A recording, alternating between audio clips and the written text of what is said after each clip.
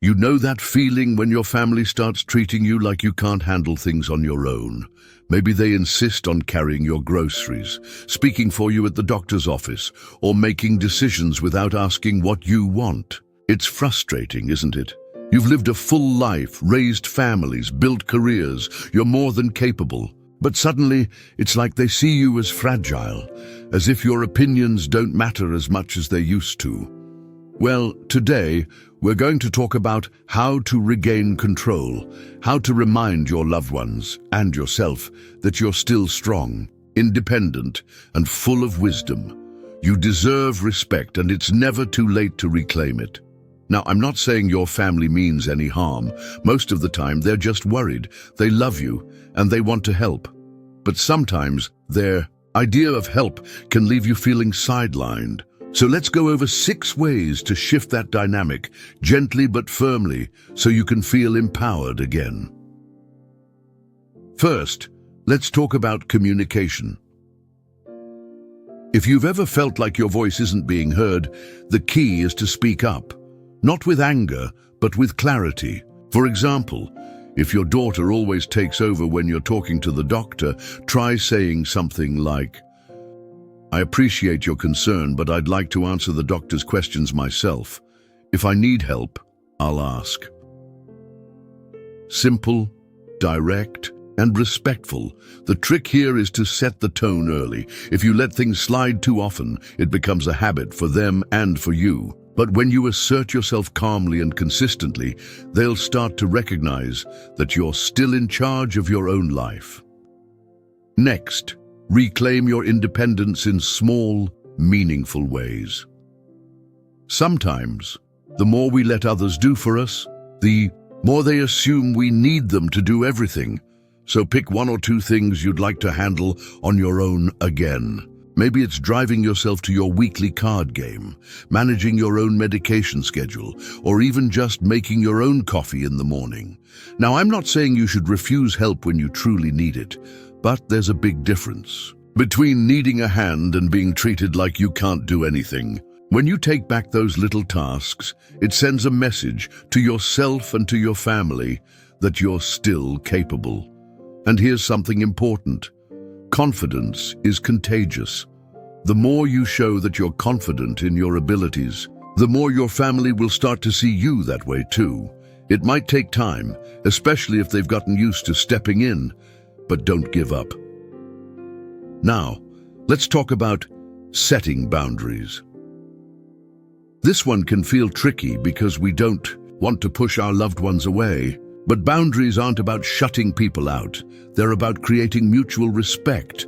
For example, if your son always insists on handling your finances without consulting you, you might say, "I really value your help, but I'd like to be part of these decisions.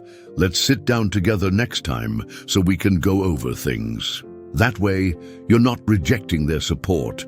You're just making it clear that you're still the one in charge. The beauty of boundaries is that they actually strengthen relationships. When everyone knows where they stand, there's less frustration, less resentment, and more trust.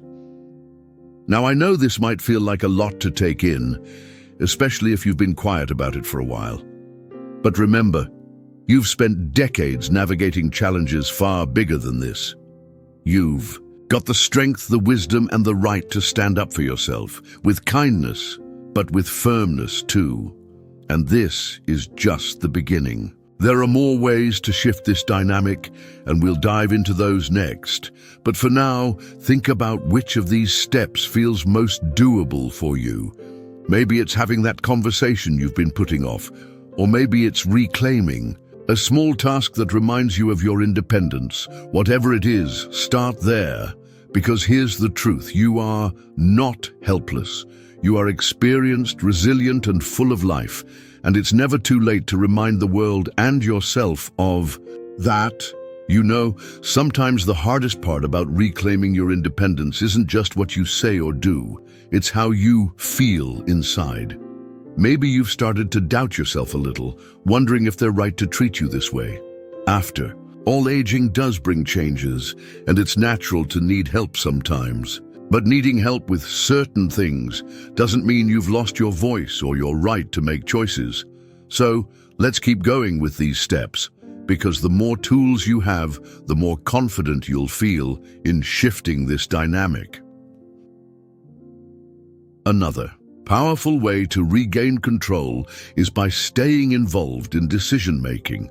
Have you ever noticed how some families start making plans for you instead of with you? Maybe they assume you won't want to go out, or they book appointments without checking your schedule. It's frustrating, but the solution is simple. Insert yourself back into the conversation. For example, if your family is planning a gathering and they automatically assume you'd rather stay home, speak up. Say something like, "That sounds like fun. What time should I be ready?" Or if they're discussing your medical care without you, gently remind them, "I'd like to be part of this discussion. It's my health after all."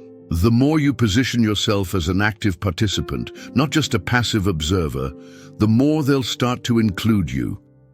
And if they still try to sideline you, repeat yourself, kindly but firmly. Consistency is key. Now, let's talk about something that might surprise you: the power of saying no. Many of us were raised to be accommodating, to avoid making a fuss. But constantly saying yes when you mean no can leave you feeling invisible in your own life.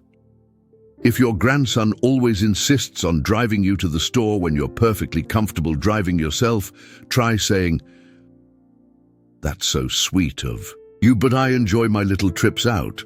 I'll let you know if I need a ride someday." Or if your daughter keeps rearranging your kitchen because she thinks it's easier for you, you might say, "I know you're trying to help, but I like things where I've put them. Let's keep it my way for now."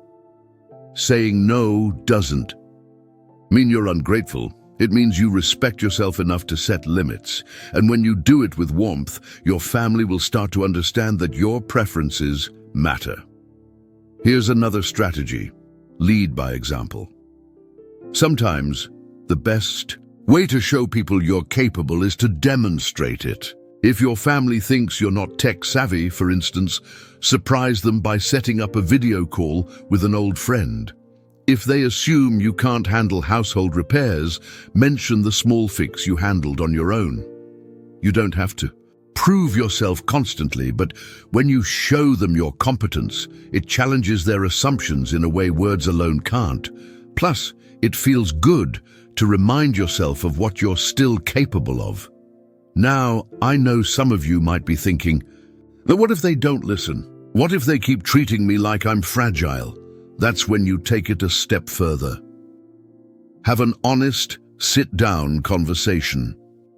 Pick a calm moment, not when tensions are high, and say something like, "I know you love me and want what's best for me.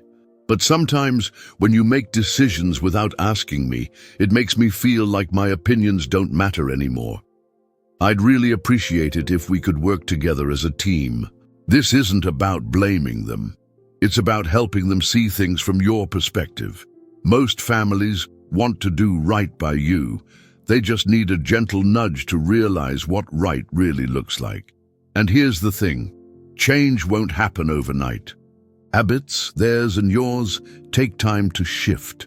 But every time you assert yourself, every time you choose to take back a little piece of your independence, it gets easier. We've covered a lot here: staying involved in decisions, saying no when needed, leading by example, and having those important conversations. But there's still more to explore, especially when it comes to rebuilding confidence and handling pushback. So, let's keep going, because you deserve to feel respected, heard, and in control of your own life, no matter your age. You've made it this far, and that tells me something important.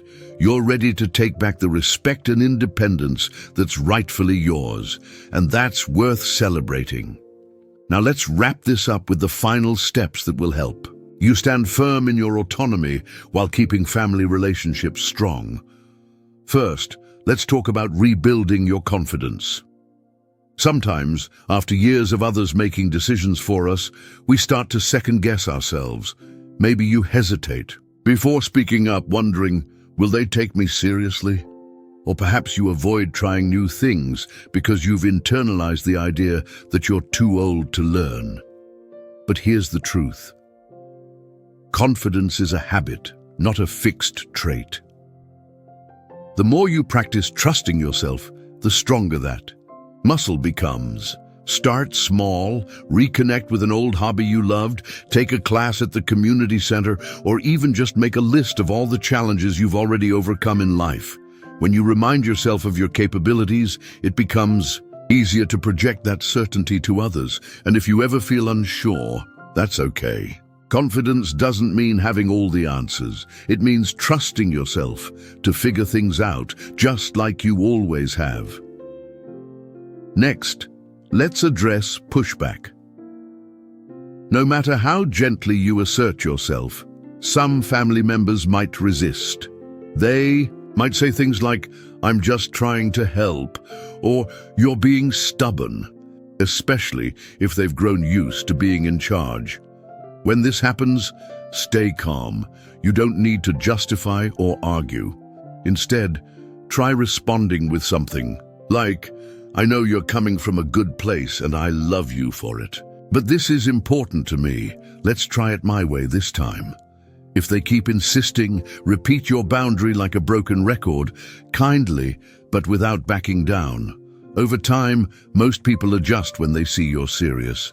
And if someone truly won't respect your wishes, that's when you may need to limit how much you rely on them for support. It's not about cutting ties, it's about choosing to spend your energy where it's valued. Finally, remember, independence doesn't mean doing everything alone. The goal isn't to push away help you genuinely want or need.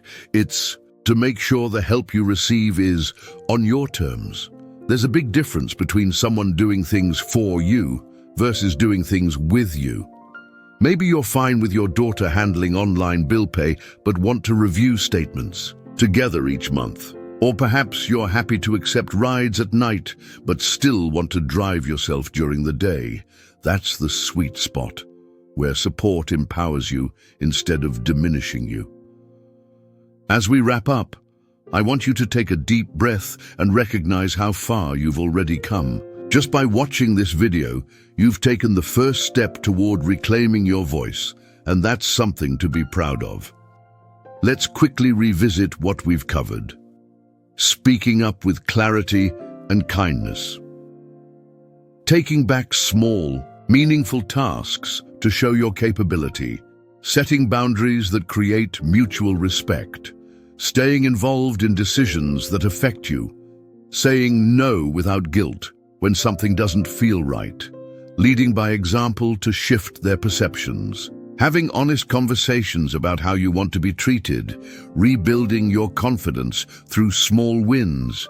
Handling pushback with calm persistence. Creating a balance where help supports rather than controls your life. Look at that list. These aren't just tips. They're tools you can start using today. You don't have to implement everything at once. Pick one or two that feel manageable right now and go from there.